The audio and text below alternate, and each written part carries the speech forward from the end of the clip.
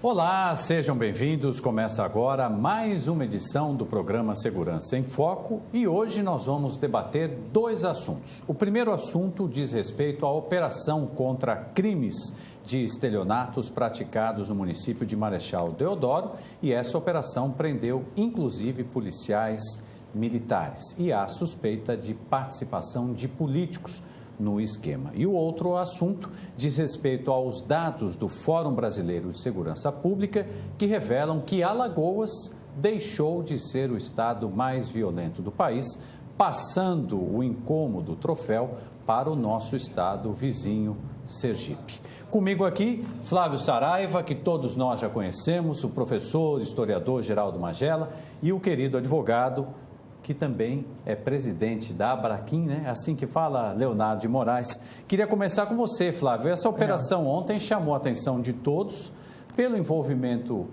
suposto de políticos que teria aí a ver com a questão do financiamento das campanhas. Seja muito bem-vindo mais uma vez. Obrigado, bom dia a todos. Eu fui delegado de Marechal Deodoro e tive a oportunidade de lidar com esse problema.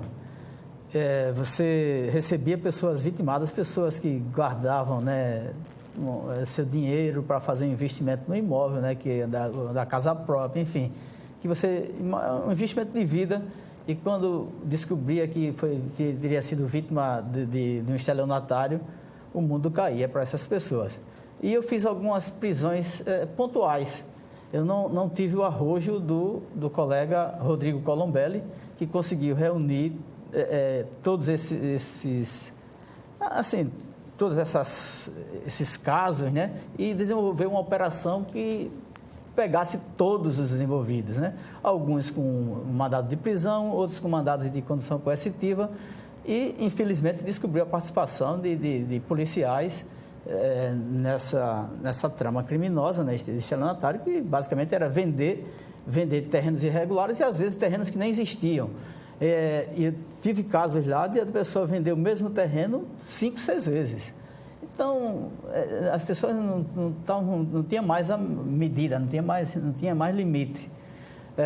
Infelizmente, como eu disse, o envolvimento de policiais, militares, mas se essa operação, em sendo no desenvolvimento das investigações, poderá encontrar mais policiais nisso, porque as pessoas chegam, se estabelecem, eu sou policial, tenho direito a tudo, invado, ameaço e se apossa.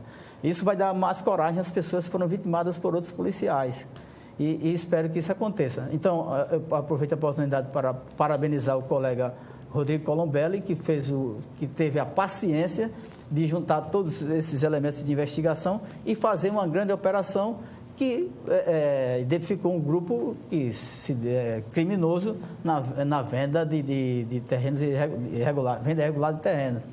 E, infelizmente, constatar a participação de funcionários públicos e de pessoas relacionadas à política local.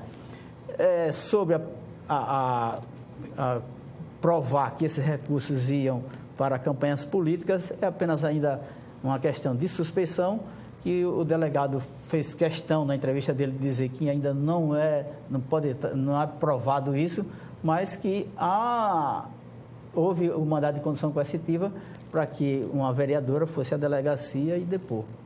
Magela, me parece que o que aconteceu lá em Marechal indica para uma questão que tem a ver com a nova modalidade do financiamento das campanhas políticas, que com a mini-reforma eleitoral ficou proibido o financiamento das empresas. Apenas pessoas físicas, na teoria, podem financiar. Você acha que o que aconteceu lá tem a ver, claro, com o estelionato, um dos crimes mais antigos da história do mundo, mas também aponta para isso, uma vez que a gente tem aí até agora suposta participação de políticos? As investigações vão chegar a essa conclusão ou não, mas há aponta-se para isso, né? Essa eleição foi uma eleição atípica em função dos rigores do financiamento de campanha. Então, o sujeito que tinha pouco recurso e eventualmente ele teria a contribuição de pequenas ou médias ou grandes empresas, O máximo que ele conseguiu foi a doação individual do empresário, como cidadão, etc. Mas não o financiamento como foi na eleição anterior, por exemplo. Então, esse tipo de prática tende a ser um caminho, porque o político brasileiro, eu acho que o alagoano talvez seja um dos mais ardilosos nesse tipo de coisa, ele é como o trapezista, né? Ele está num mastro de 20 metros e o sujeito avisa, olha, lá embaixo não tem rede de proteção.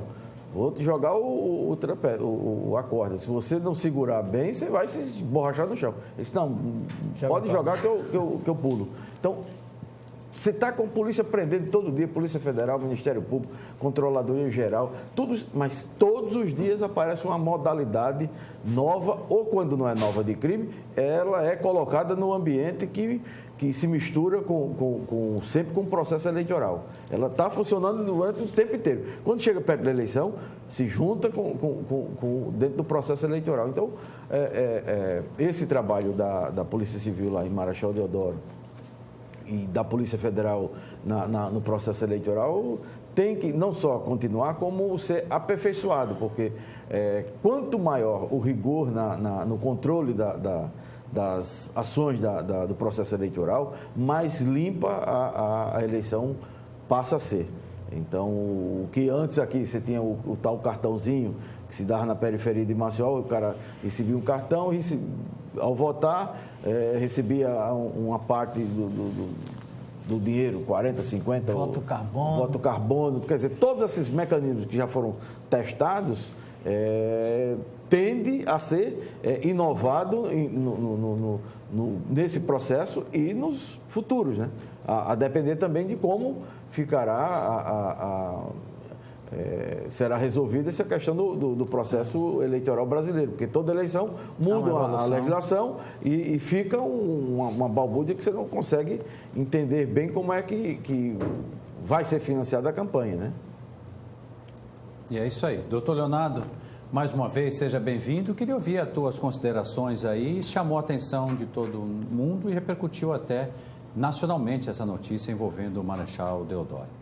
Bom dia, Mauro. Bom dia a todos os amigos. Eu vejo isso aí sempre com certo cuidado, já que a gente sempre observa a questão da própria presunção. Desculpe, né? Pois não. Então, bom dia a todos. Vejo essa questão com certo cuidado, porque a gente sempre observa as investigações policiais sobre a própria ótica do princípio da presunção de inocência, né? Mas, claro, em sendo real essa constatação da participação de agentes públicos, sobretudo de quem trabalha com a segurança pública, na prática de estelionato, cuja sua função é justamente o contrário, é uma coisa que causa um espanto muito grande e é normal que essa notícia ela corra pelo país inteiro, né?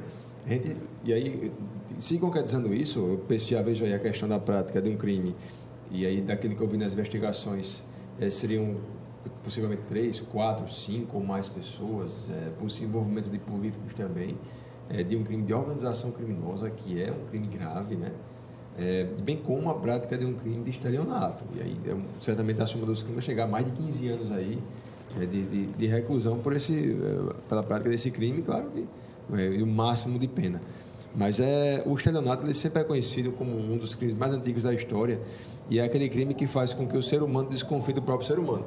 Imagine que alguém vai lançar para você um ardil, uma atitude fraudulenta, para enganar você, causar um desfalque em seu patrimônio e se enriquecer licitamente com isso.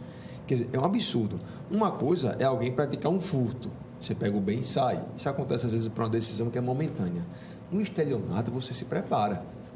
Ele sempre é precedido por uma premeditação, ou seja, você reflete como você vai ser capaz de enganar as pessoas. Muitas dessas vítimas, pessoas que passaram, como você mesmo disse, a vida inteira, ela está dando em alguém, depositando em alguém a arrecadação que ele teve, a economia da sua vida inteira. E alguém que é um agente público, que serve à segurança pública, que tem o dever de proteger a população, de agir de acordo com a moralidade e com a própria ética, ele enganar a pessoa. Quer dizer, é uma atitude muito, muito grave, né? E que a gente deve, claro que, lançar todas as nossas repulsas, caso seja verdade, sempre deixando isso claro, que eu tenho muitas pessoas eu conheço que são investigadas e são acusadas injustamente, e aí tem um número muito grande.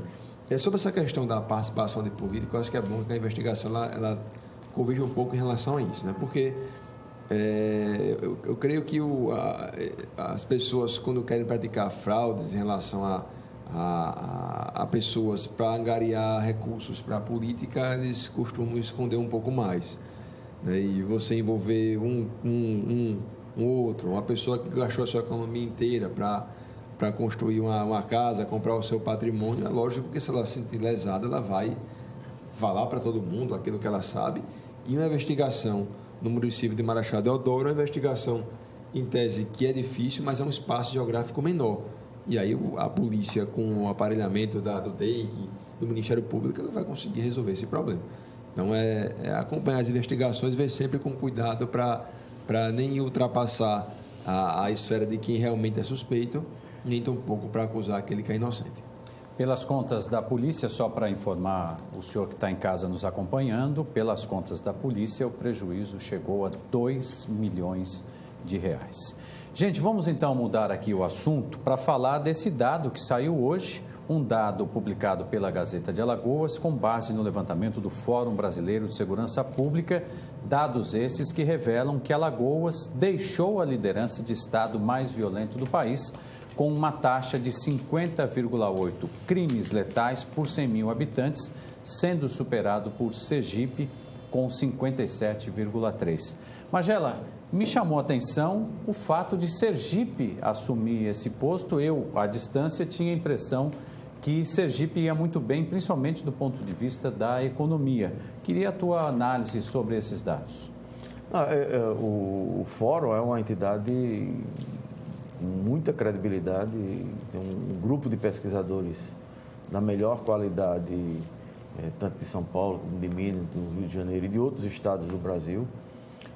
A base de dados que eles trabalham, em geral, são as produzidas pelas próprias polícias, diferentemente do mapa da violência, que a base de dados fundamental deles é o DataSUS.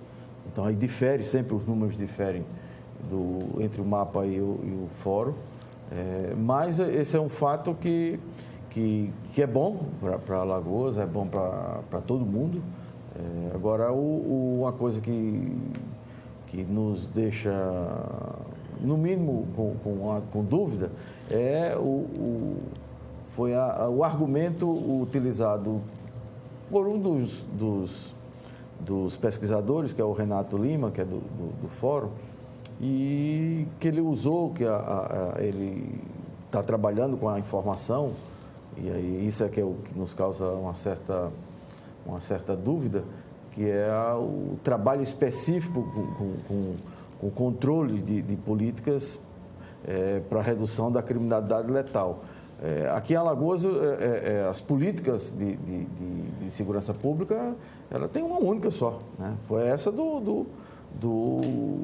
da rua, de prender as quadrilhas, etc. Você não tem nenhuma outra política estruturada, as políticas públicas integradas, que é o que é o nosso dia a dia, que a gente fala constantemente aqui, que é a falta de políticas públicas na área da segurança, não só partindo da própria Secretaria de Segurança, mas integrando todas as outras áreas, educação, saúde, etc., com as prefeituras, né, que os crimes, a maior quantidade, claro que é em Maceió, mas você tem municípios como Murici, que é um dos mais violentos do Brasil hoje. Então, Satuba, Coqueiro Seco, cidade de Pilar, cidades que tão pequenas, mas estão aqui próximo com um índice de violência muito alto. Então, essa notícia ela é boa por esse aspecto, há uma redução, mas carece de maiores aprofundamento de como eles chegaram nisso, né? A essa conclusão de políticas de controle da criminalidade letal aqui em Alagoas. Então, esse ponto parece um ponto menor diante da discussão, ou então que você queira empanar a redução com essa questão, mas não é isso. É que essa redução ela é uma redução que pode ser momentânea, Nós queremos saber que tipo de política você vai ter para manter a redução e a queda da criminalidade, da violência, sobretudo do homicídio, ao longo dos anos. Pernambuco estabeleceu uma política e até agora, nesses últimos 10, 15 anos, foi a política mais eficaz de redução de homicídios do Brasil. Isso reconhecido pelo o Fórum, por todos os pesquisadores que trabalham essa questão, e tem dezenas de artigos científicos publicados sobre isso, da redução em função da integração das políticas públicas em torno da Secretaria de Segurança. Não era só as 90 ações da segurança pública, mas tudo mais. Vê que os índices da educação em Pernambuco, nesse período dos últimos 10 anos, se confirmaram. Pernambuco passou a ser referência na educação, no ensino médio e fundamental no Brasil, em função dessa política global. Mas tem um centro da política. Não, 2015, 2016 já está. Essa curva já começa. Você perdeu o centro, que era o Pacto pela Vida, que está morrendo. O capitão do time. Você tinha uma equipe jogando, mas você tinha um capitão, que era o governador. Essa discussão, ela não se dava na Secretaria de Segurança, não se dava na Secretaria de Educação, ela se dava no gabinete do governador. Com todos esses atores. Sim. Então, semanalmente, todos esses atores tinham que prestar contas com os números. O governador conduzia mensalmente uma reunião e o secretário de Planejamento as reuniões semanais. Então, essa integração levou a uma década a redução significativa de 58% do homicídio no estado de Pernambuco. E esse foi o programa que reuniu segurança pública, educação, saúde, todo o governo envolvido para reduzir homicídios. E aí deu certo, não tinha como não dar. Se você tinha alguma zona dominada pelo crack, você tinha a assistência social para identificar as pessoas que queriam passar por um tratamento. O Estado fazia essa intervenção com crianças, a educação em tempo integral. Então, tudo isso isso era uma política de Estado, não era apenas uma política de segurança pública. Todos envolvidos, e aí teve resultados na educação, que foram os melhores resultados na educação do país, né? Pernambuco ainda mantém isso, mas no tocante à segurança, que é preciso a definição de governo e de alguém que diga assim, essa responsabilidade é minha, e que o Eduardo Campos trouxe para ele, e resolveu, e deu certo. Com o tempo, aí a gente viu, com a saída dele, a saída dessa grande liderança, a coisa foi se acabando. E aqui em Alagoas não é diferente. Nós tivemos um governo que terceirizou a segurança pública, que trouxe o general, trouxe uma Polícia Federal, enfim, terceirizou para todo mundo. Errou, foi o meu terceirizado que errou, não foi o meu governo. E isso ia... E sem trazer responsabilidade. E sempre o chefe da segurança dizendo, não, isso é coisa do tráfico, isso é coisa do tráfico, e não se combatia o tráfico. Né? Se você sabe o elemento motivador do homicídio e não combate, isso é uma missão terrível. Sem dúvida. Então mudou o governo, mudou o gestor da segurança, tivemos aí um tempo com o Alfredo Gaspar, colocou em prática um método, está sendo seguido pelo Coronel Lima Júnior, está dando certo. O que é que está dando certo? O tráfico, todo mundo, isso era o senso comum, que o tráfico é quem produzia esse grande número de homicídios. Combate ao tráfico, desarticulação de quadrilhas, muitas prisões, só que muitas prisões acarretam o que a gente viu aí, né? 60 presos dentro de IML para fazer exame médico legal para ser transferido. Não é possível que um governo não enxergue isso e não se tenha um cronograma para dizer, olha, a casa de custódia, quando tiver X presos, vão ser recepcionados pelo IML, esses X presos que vão ser recepcionados pelo sistema prisional.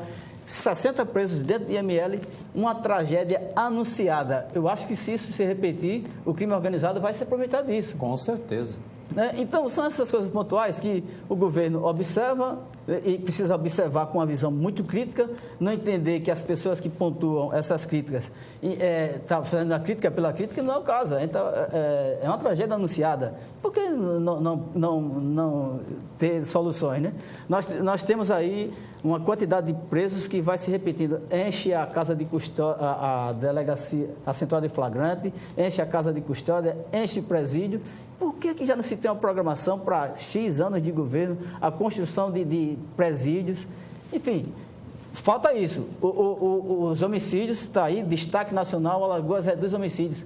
Ponto para o governo, ponto para quem faz a segurança pública. Agora, precisa desenvolver outras coisas, né?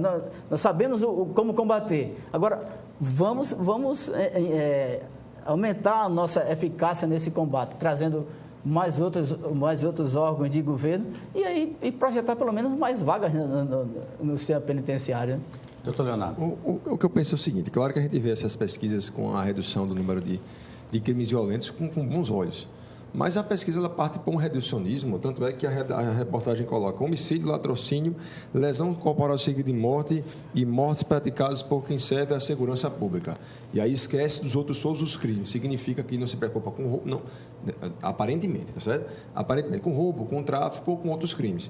E a gente percebeu, como a gente estava até comemorando no começo do ano, de que houve uma redução do número de homicídios. E aí passou mais ou menos 3 meses, 4 meses com uma redução grande.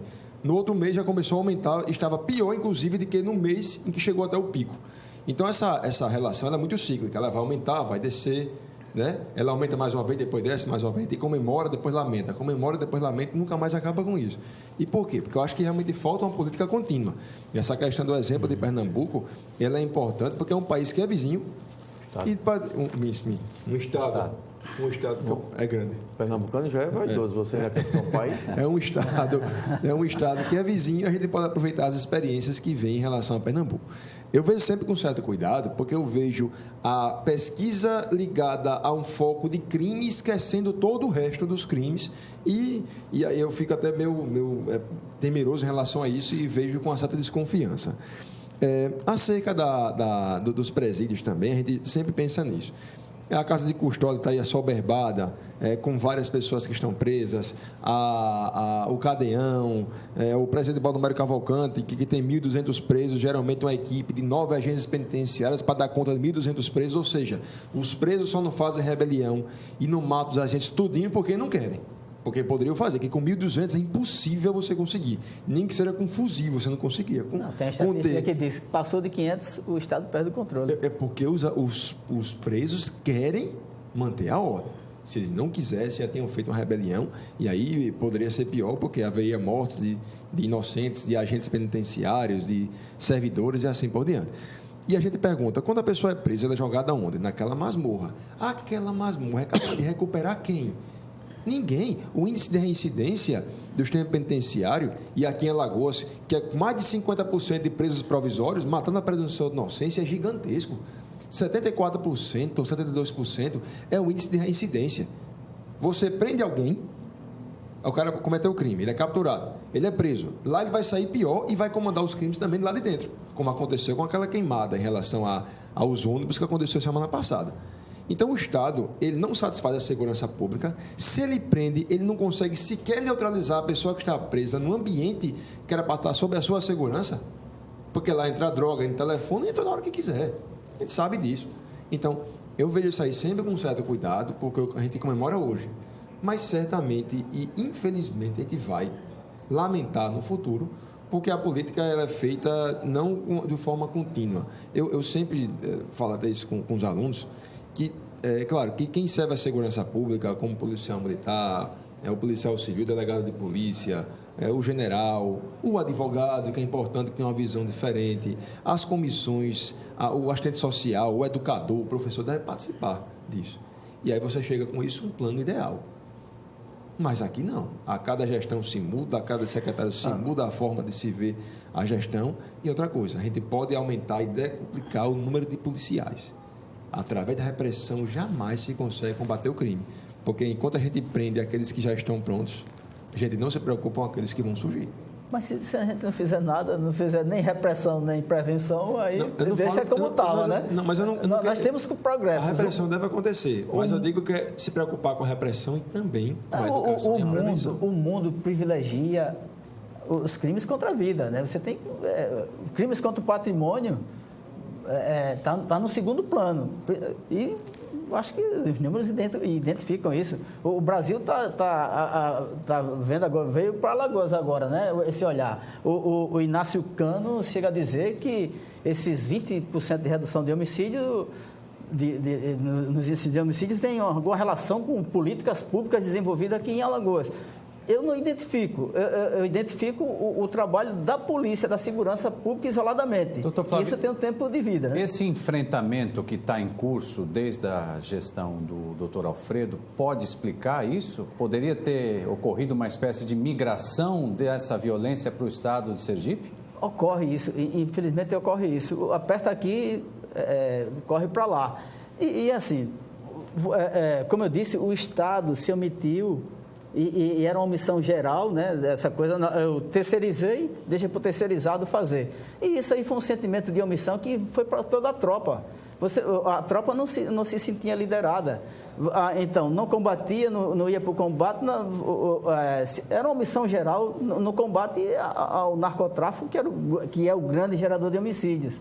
Então, se você não ia para o enfrentamento, você não tinha nenhum combate, porque, todos sabemos que é o narcotráfico o grande fato gerador dos homicídios. Se eu não vou combater, né, é uma missão minha. E no momento do combate, esses homicidas traficantes que ficam determinando quem vai morrer hoje, amanhã e depois, mesmo quando preso, então se você deixa esse pessoal liberado para matar, para traficar, esses números são multiplicador. Então, essas prisões de quadrilha desarticula. No que desarticula, leva um tempo para se articular novamente. E é isso que o Estado está vivendo. No Rio de Janeiro, já comentamos aqui, houve essa política, né, do enfrentamento.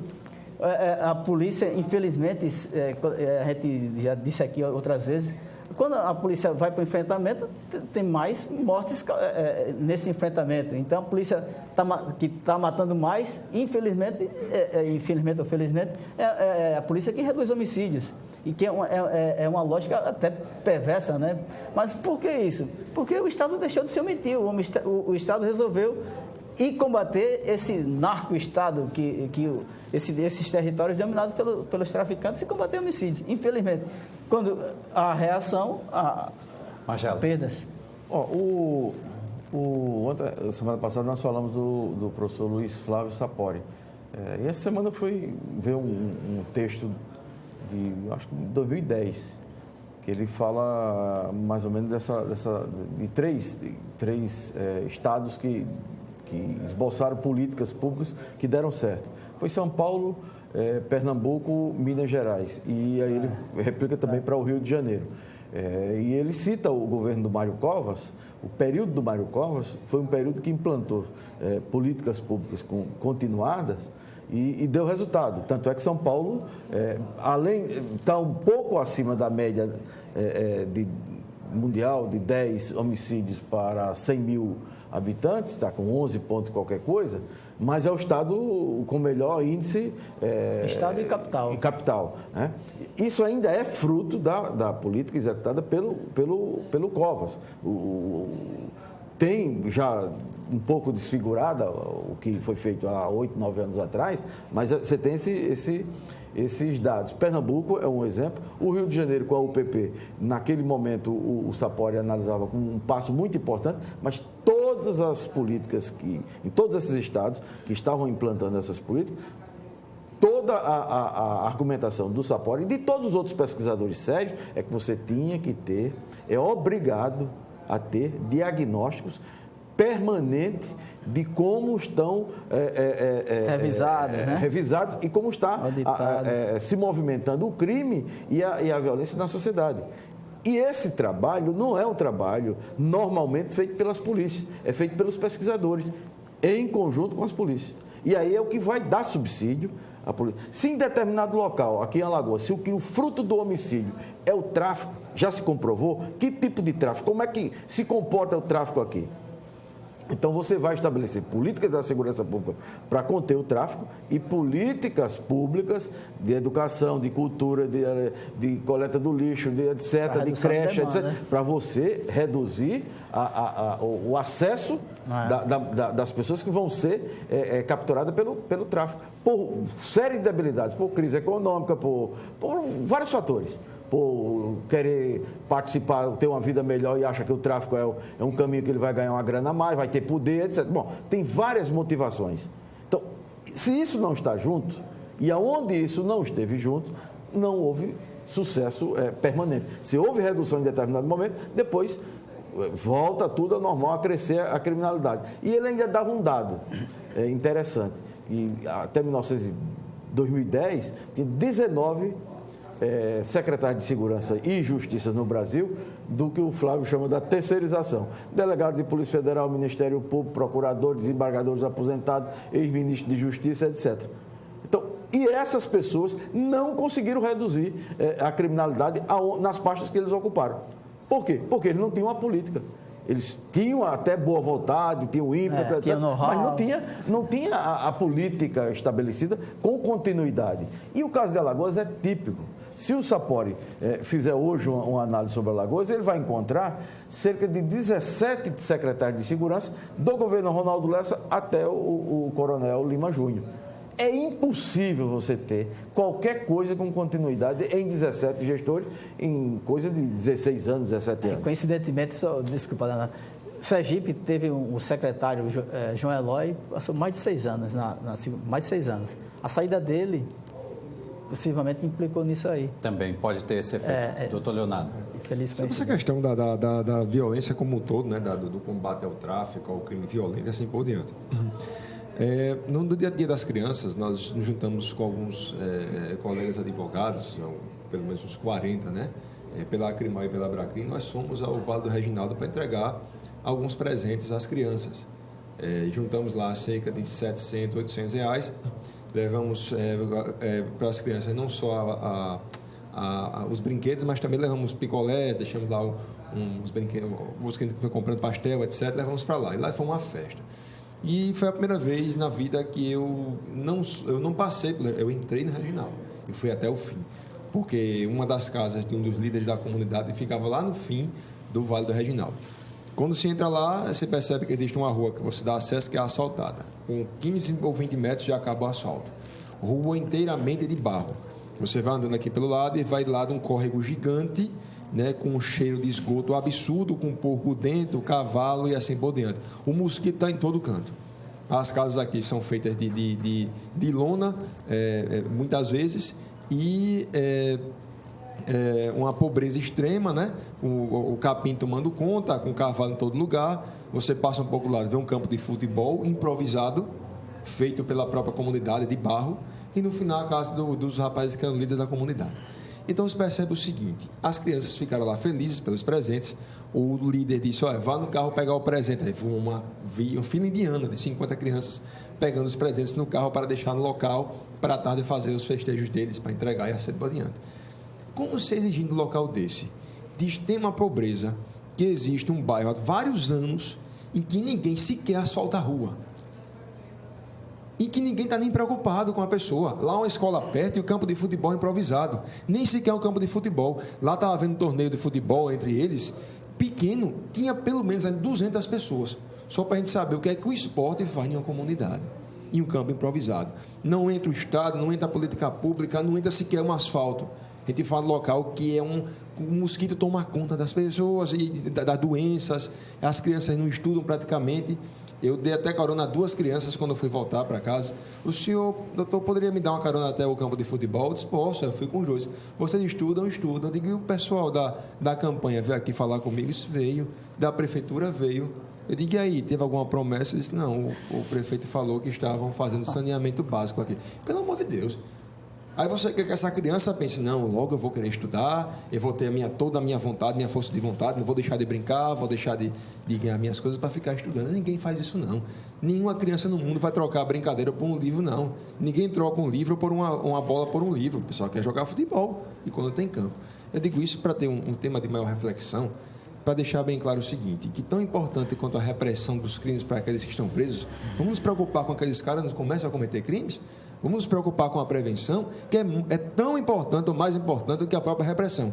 Nunca eu vi em Alagoas, na minha vida, se perder tantas pessoas. E eu nunca vi o índice de violência aumentar tanto. Significa que a conta está errada. Nos preocupamos com a repressão. Mas vamos dar um olhar principal sobre a prevenção. Porque a gente pode falar que essa geração pode estar aí parcialmente perdida. mas vamos tentar salvar aquela que vai aparecer. Eu discordo. Pode até ser tema do próximo. Não, você não pode dizer que esse número de prisões tem aumentado a violência. Se você identifica muitas prisões, você pode até fazer uma relação. Aí tem muito bandido preso, tem muita violência. A violência existe em grande quantidade, mas há resultados. É preciso dar esse voto de confiança ao governo e até aceitar não, né? O país foi quem pesquisou isso, né? Que se reduziu o homicídio. Não, mas eu não falei que a prisão aumenta a violência, não. Isso não. Eu falei apenas que a gente deve se preocupar em prender os que estão prontos e se preocupar com aqueles que são mais jovens e vêm entrar no mundo do crime. Ou seja, que a repressão... essa rede que a gente falou... Mas talvez, veja só, talvez a sua forma de falar de entender isso. Na hora que você tem a polícia atuando, desmontando quadrilhas, etc., ela está cumprindo o papel dela. As outras áreas, cultura, educação, saúde, iluminação, o que é do município e o que é do Estado, não se comunicam.